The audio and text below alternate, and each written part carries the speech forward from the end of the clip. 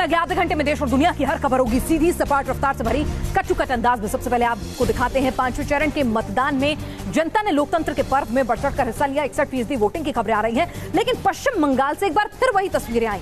हिंसा लगता है पश्चिम बंगाल में चुनाव का दूसरा नाम बन चुका है। आज भी जगह जगह से हिंसा की खबरें आई, जिसमें पत्रकारों को भी नहीं बख्शा गया। पांचवें चरण के चुनाव में पश्चिम बंगाल में एक बार फिर हिंसा की तस्वीरें सामने आई हैं। बैरकपुर के अमडंगा इलाके में कुछ लोगों ने बम फेंका, जिसके बाद जवानों ने हंगामा करने वालों को डंडे के जोर पर दौड़ा दिया। अमडंगा के अलग अलग इलाकों में लोगों पर जवानों की कार्रवाई की तस्वीरें सामने आई। अमडंगा में ही बीजेपी नेता और समर्थक सुरक्षा बलों से भिड़ गए। तस्वीरों में आप साफ देख सकते हैं कैसे जवानों से नेता और कार्यकर्ता तीखी बहस कर रहे हैं। बीजेपी नेताओं का आरोप था कि टीएमसी कार्यकर्ता गुंडागर्दी कर रहे हैं, जिसको रोका नहीं जा रहा। इस बीच बीजेपी प्रत्याशी अर्जुन सिंह को एक महिला से झगड़ते भी देखा गया। अर्जुन सिंह और इस महिला के बीच मतदान को लेकर बहस हुई थी। अर्जुन सिंह महिला से धक्का मुक्की करते नजर आए। पश्चिम बंगाल के ही हावड़ा में बीजेपी कार्यकर्ताओं पर जानलेवा हमला हुआ। फरसोर इलाके में बीजेपी के प्रशांत वर्मा हमले में घायल हो गए। गंभीर रूप से घायल प्रशांत को इलाज के लिए अस्पताल भेजा गया। हावड़ा में पोल्टू बानिक नाम के एक नेता बीजेपी समर्थकों को बूथ पर ही डराते धमकाते नजर आए। महिलाओं का आरोप है कि उन्हें बूथ से दूर रखने की कोशिश की जा रही थी। जम्मू कश्मीर के पुलवामा में आतंकियों ने वोटिंग के दौरान रोहमू पोलिंग बूथ पर ग्रेनेड फेंक दिया। इस हमले में कोई हताहत नहीं हुआ। हमले के बाद बूथ पर सुरक्षा बढ़ा दी गई और जवानों ने कुछ ही मिनटों में बूथ के चारों ओर चौकसी बढ़ा दी। बिहार के हाजीपुर में मतदान के दौरान जबरदस्त हंगामा हुआ। पुलिस ने हंगामा कर रहे युवकों को लाठीचार्ज कर दौड़ा कर पीटा। हंगामे के बाद हाजीपुर में सुरक्षा बढ़ा दी गई। आरोप है कि ये लोग मतदान के दौरान हंगामा कर रहे थे। पश्चिम बंगाल में चुनावी हिंसा की खबरें लगातार हर चरण में आती रही हैं, तो साथ ही निष्पक्ष चुनाव को लेकर भी सवाल उठते रहे हैं। कभी सुरक्षा बलों की कमी का हवाला दिया गया, तो कभी फर्जी मतदान की खबरें आई। और इस बार न्यूज नेशन ने खबर दिखाई कि किस तरह से हुबली में बुजुर्गों को वोट डलवाने में मदद के नाम पर फर्जी वोटिंग कराई जा रही है। और जब न्यूज नेशन ने इस खबर को मुख्य तौर पर उठाया तो बीजेपी ने इसकी शिकायत करी और उसके बाद पीठासीन अधिकारी को सस्पेंड कर दिया गया। ईवीएम तक बुजुर्ग महिला को ले जाते ये है टीएमसी नेता महाराजा नाग। तस्वीरों में देखा जा सकता है कि बुजुर्ग महिला के वोट डालने से पहले नेताजी खुद बटन दबा देते हैं। तस्वीरें हुगली के तारकेश्वर तालपुर इलाके नस्करपुर गांव के बूथ नंबर 110 की। आरोप है कि टीएमसी नेता ने कई और बुजुर्ग वोटरों की ऐसी ही मदद की। ये तस्वीरें जब न्यूज नेशन ने दिखाई तो बंगाल से लेकर चुनाव आयोग तक खलबली मच गई। बीजेपी ने यहाँ दोबारा मतदान की मांग की है। बताया जा रहा है कि टीएमसी नेता महाराजा नाग तारकेश्वर विधानसभा के टीएमसी विधायक रजपाल सिंह का करीबी है। वो खुद टीएमसीपी का सभापति है। इसी रसूख का फायदा उठाकर वो बूथ में दाखिल हुआ और फर्जी मतदान कराए। बुजुर्ग वोटर की आड़ में फर्जी वोटिंग की शिकायत के बाद चुनाव आयोग ने हुगली के पीठासीन अधिकारी को हटा दिया है। वीडियो की हकीकत जांच का विषय है, लेकिन पश्चिम बंगाल में ऐसी वोटिंग स्थानीय प्रशासन पर सवाल खड़े कर रही है। और आइए आपको दिखाते हैं चुनाव में मतदान की कुछ ऐसी तस्वीरें जो आपको भी, अगर आपके राज्यों में अभी आने वाले 2 चरणों में मतदान होना है, तो आपको भी प्रेरित करेंगी वोट डालने के लिए। मशहूर लोक गायिका मालिनी अवस्थी ने भी आज मतदान किया। उन्होंने लखनऊ में वोटिंग की। इस दौरान उन्होंने गाना गाकर लोगों से वोट डालने की अपील भी की। घर में बैठे तो काहे अलसात हो, घर में बैठे तू काहे अलसात हो, वोट डारे काहे नहीं चाहत हो। और उसकी अगली लाइन थी, लाइन लगने में काहे लजात हो, थोड़ी मेहनत से काहे घबरात हो, घर में बैठे तू काहे अलसात हो, लाइन लगने में काहे लजात हो। इंडियन टीम के पूर्व कप्तान महेंद्र सिंह धोनी ने आज रांची में वोट डाला। धोनी के साथ उनकी बेटी भी मौजूद थी। एमपी के नरसिंहपुर में एक्टर आशुतोष राणा ने अपने मत का इस्तेमाल किया। लखनऊ में सास को वोट नहीं देने पर एक महिला ने हंगामा कर दिया। सास के वोट के लिए महिला मतदान अधिकारियों से भिड़ गई। यूपी के कौशाम्बी में 114 साल की बुजुर्ग महिला वोट डालने पहुंची। वहीं हजारीबाग में 105 साल की बुजुर्ग महिला अपने परिजन के कंधे पर मतदान करने पहुंची। मध्य प्रदेश के कटनी में मतदाताओं को लुभाने के लिए खास इंतजाम किए गए थे। मतदान केंद्रों पर बनाए गए थे सेल्फी पॉइंट। और अब आपको बता देते हैं चुनाव आयोग ने वोटिंग परसेंटेज जो है जारी कर दिया गया है। आज 5वें चरण में 61% मतदान जो है वो रिपोर्ट किया गया है। आपको जानकारी दे दें, इस वक्त की बड़ी खबर चुनाव आयोग की ओर से डेटा जो है वो रिलीज कर दिया गया है और जो खबरें हमारे पास आ रही हैं उसके मुताबिक 61% वोटिंग जो है वो यहाँ पर हुई है। 51 सीटों पर 61% मतदान होने की खबर आ रही है। पश्चिम बंगाल में सबसे ज्यादा 73% वोटर टर्नआउट हुआ है। तो जिस तरह से पोलराइजेशन की बात वहां कही जा रही है, हर चरण में हम देख रहे हैं कि पश्चिम बंगाल में सबसे ज्यादा हैवी टर्नआउट हो रहा है। तो उसके पीछे क्या बदलाव की बात है या फिर मौजूदा सरकार को और ज्यादा मजबूती देने की बात है, क्योंकि वहां सीधा मुकाबला काफी दिलचस्प होने वाला है। हालांकि बिहार, उत्तर प्रदेश में उदासीन रहे मतदाता। बिहार में शाम 6 बजे तक 57.86% वोटिंग रही और वहीं जम्मू कश्मीर से जो खबरें आ रही हैं उसके मुताबिक लगभग 17% के करीब वहां वोटिंग हुई और राजस्थान में 63%। और आगे बढ़ते हैं, चुनाव में प्रचार अपने चरम पर है, क्योंकि आखिरी लास्ट लेग की लड़ाई जो जिसे कहते हैं वो इस वक्त चल रही है। और इस बार सिद्धू ने, जो कभी बीजेपी में रहकर मोदी के कसीदे पढ़ा करते थे, पहली बार उन पर हमला साधा। पीएम मोदी पर चुनावी निशाना साधते हुए सिद्धू ने कहा, गंगा सफाई में कथनी और करनी में अंतर है। वाराणसी में गंगा सबसे ज्यादा प्रदूषित है। खुद पीएम नमामि गंगे की किसी बैठक में शामिल नहीं हुए। ऐसे ही चला तो गंगा सफाई में 200 साल लग जाएंगे। पीएम की नीति है, न खेलूंगा न खेलने दूंगा। पीएम के वादे बांस की तरह खोखले हैं। गुरु बोले तो बीजेपी से भी करारा जवाब आया। सबने धोखा खाया इस खानदान से, सबने इस खानदान से अपमान सहा है। हाथ का साथ थामने के बाद सिद्धू लगातार बीजेपी पर हमलावर है, लेकिन ये पहली बार है जब उन्होंने सीधे सीधे पीएम मोदी के लिए ऐसे तल्ख अल्फाजों का इस्तेमाल किया है। ठीक है। चुनावी समर में आरोप प्रत्यारोप का दौर जारी है। कांग्रेस अध्यक्ष राहुल गांधी पीएम मोदी पर निशाना साधते हैं, तो पीएम मोदी ने भी देश के मौजूदा हालात के लिए पूरे विपक्ष को जिम्मेदार ठहराया। ये 4 परंपराएं तय करती है कि देश किस दिशा की ओर जाएगा।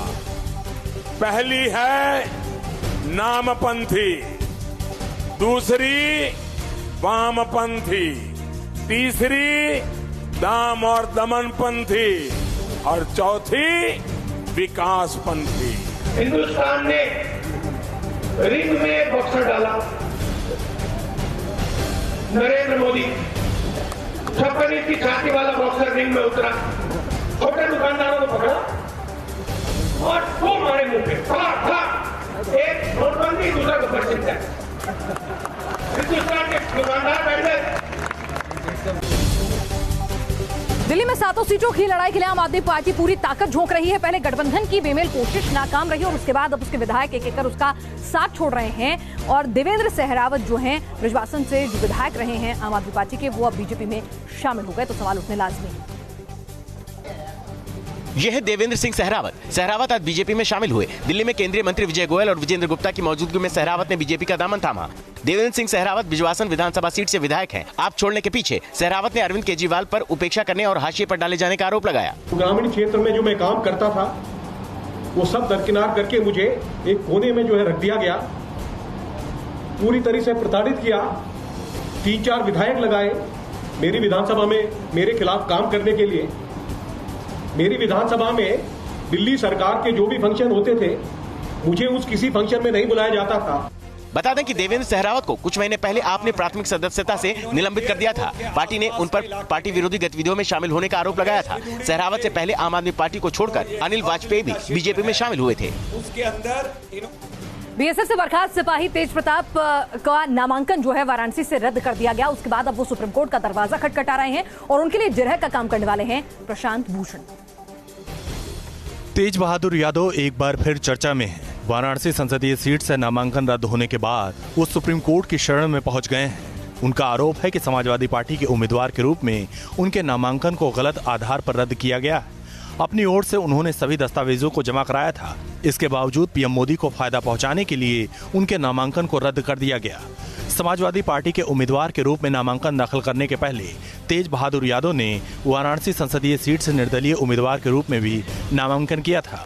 जिला निर्वाचन अधिकारी की ओर से उनको भेजे एक नोटिस के मुताबिक अपने दोनों नामांकन के साथ दिए हलफनामे में तेज बहादुर ने बीएसएफ से अपनी बर्खास्तगी की अलग अलग वजह बताई।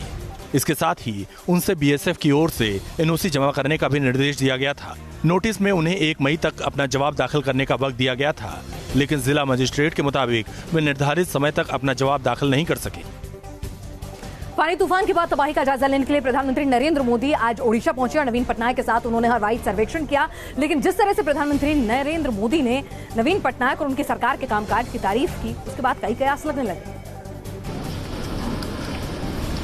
200 किलोमीटर प्रति घंटे की रफ्तार से चलती हवाएं, तेज बारिश और दिल दहला देने वाली तबाही। फानी तूफान ने मानो पूरे ओडिशा को अपनी गिरफ्त में ले लिया था।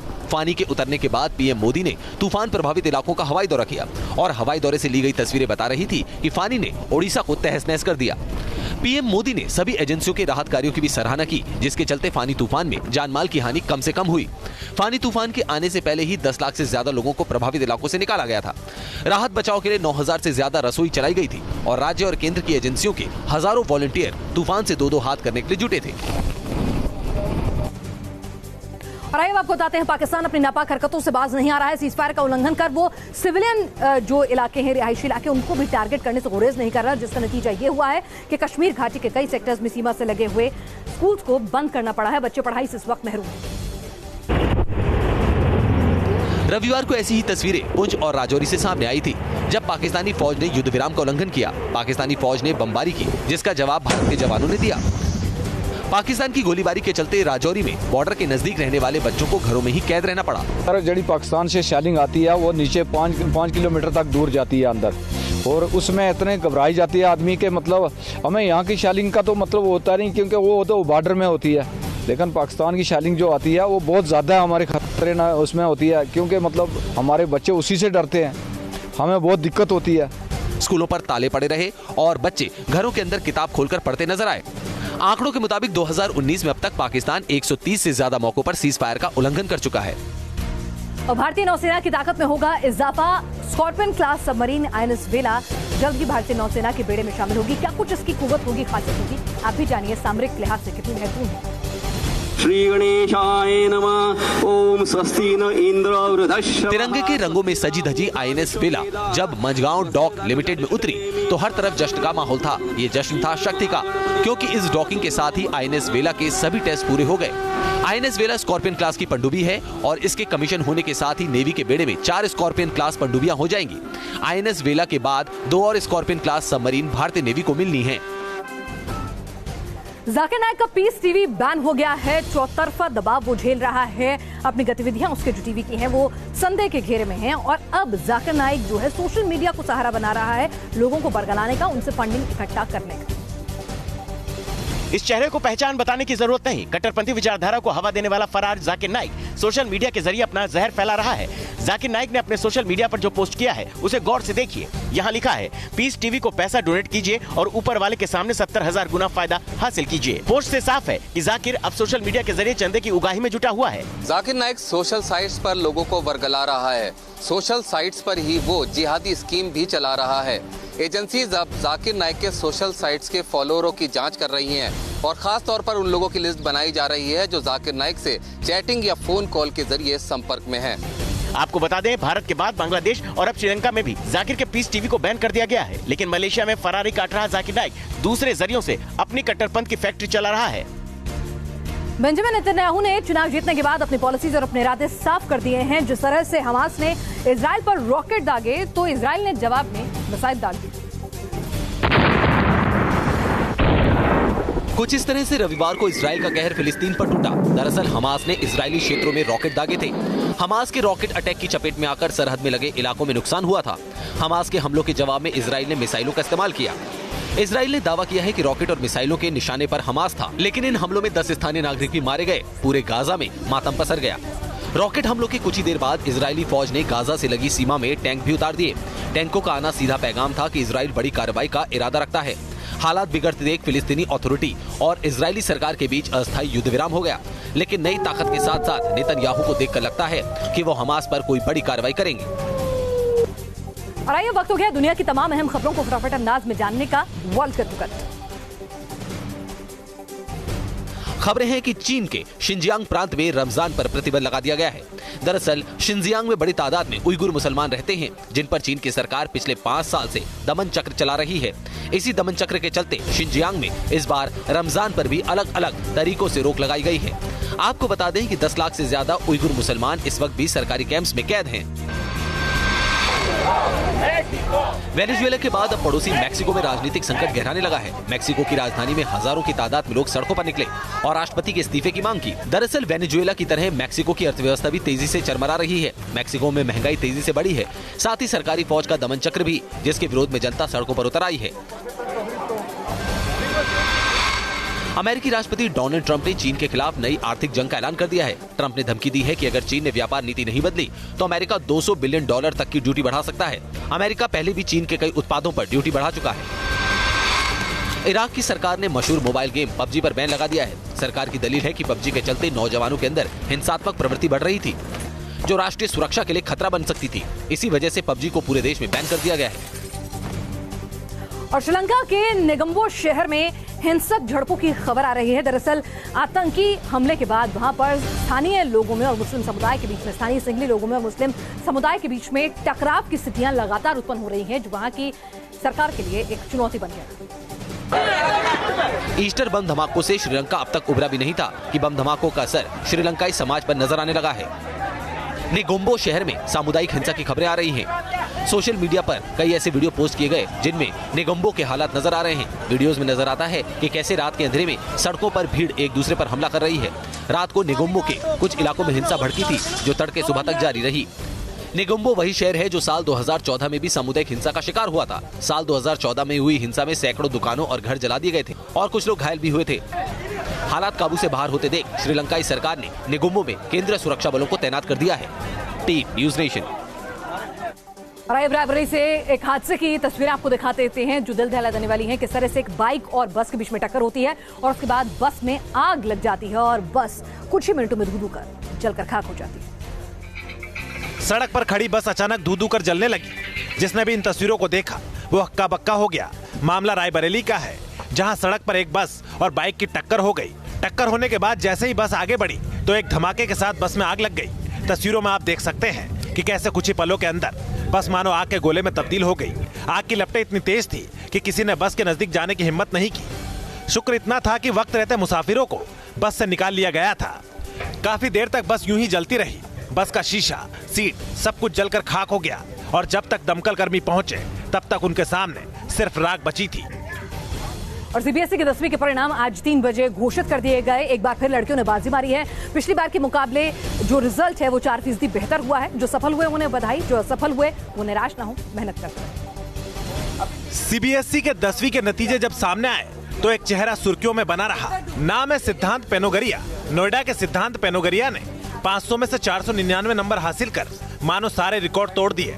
सिद्धांत ने इस नतीजे तक पहुंचने के लिए कड़ी मेहनत की। इतना ही नहीं, सिद्धांत तकरीबन 1 साल से सोशल मीडिया से भी दूर रहा, न फेसबुक न इंस्टाग्राम। सिद्धांत का पूरा ध्यान अपनी पढ़ाई पर रहा। इस साल के नतीजे हैरान करने वाले थे, क्योंकि 13 ऐसे छात्र थे जिन्होंने 500 में से 499 नंबर हासिल किए और सीबीएसई के टॉपर कहलाए। 25 छात्रों को 498 नंबर मिले और 58 छात्र 497 नंबर लेकर नाम रोशन कर गए। पिछले साल के मुकाबले इस साल 4.40 छात्र ज्यादा पास हुए। चौके छक्के कोहली ने मारे, लेकिन फेमस हो गई एक लड़की दीपिका घोष। आखिर दोनों के बीच में क्या है कनेक्शन, आप भी जान लीजिए। दीपिका घोष वो नाम जो इन दिनों सोशल मीडिया की क्वीन बनी हुई है। मिस्ट्री गर्ल के नाम से फेमस हुई दीपिका घोष की फोटो इन दिनों सोशल मीडिया पर वायरल हो रही है। दीपिका को इंडियन T20 लीग के एक मैच में रॉयल चैलेंजर्स बैंगलोर और सनराइजर्स हैदराबाद के बीच खेले गए मैच में देखा गया था और तभी से दीपिका सोशल मीडिया पर छा गई। दीपिका घोष बॉलीवुड की एक स्टाइलिस्ट हैं और वो खुद को आरसीबी का फैन बताती हैं। इंस्टाग्राम पर दीपिका अपनी स्टाइलिश फोटो अपलोड करती रहती हैं। इसके साथ ही दीपिका खुद को क्रिकेट की बड़ी फैन मानती हैं। खबर कट टू कट में हम आपको दिखाते हैं देश, दुनिया, जुर्म की दुनिया, हर तरह की खबरें, ताकि आप खबरों से रहे अप टू डेट। और अब वक्त हो गया है बॉलीवुड डोज का। देखते हैं cinema cut to cut. Shahrukh Khan के बेटे अबराम खान की एक तस्वीर सोशल मीडिया पर वायरल हो रही है। इस तस्वीर के वायरल होने की वजह है अबराम खान के जूते। दरअसल अबराम ने अपने फैशन स्टाइल से इंडस्ट्री में नए मिसमैच फैशन ट्रेंड को चर्चा में ला दिया है। न्यूज नेशन से बातचीत में टाइगर से तारा और अनन्या में से बेस्ट इनक्रेडिबल डांस पार्टनर का सवाल पूछा गया तो सुनिए किस अंदाज में टाइगर ने दिया फनी जवाब। एक तो ट्रेंड है और एक तो बेशर्म है, तो आई थिंक दोनों की खासियत बहुत अलग है, आप कंपेयर नहीं कर सकते हो एक दूसरे से। ये वरुण धवन को बहुत मानती है और बहुत बड़ी फ़ैन है वरुण की। तो जिस तरह वरुण ऐसा खुल के नाचता है और मतलब बेशर्मी से हर कुछ करता है, बहुत कम लोग कर पाते हैं ऐसे। I think Ananya is one of them. तो आपने देखी देश और दुनिया की हर खबर सीधी सपाट रफ्तार से भरी कट टू कट अंदाज में। फिलहाल दीजिए इजाजत, कल सुबह 9 बजे फिर हाजिर होंगे खबरों के इसी अंदाज के साथ। आप देखते रहिए।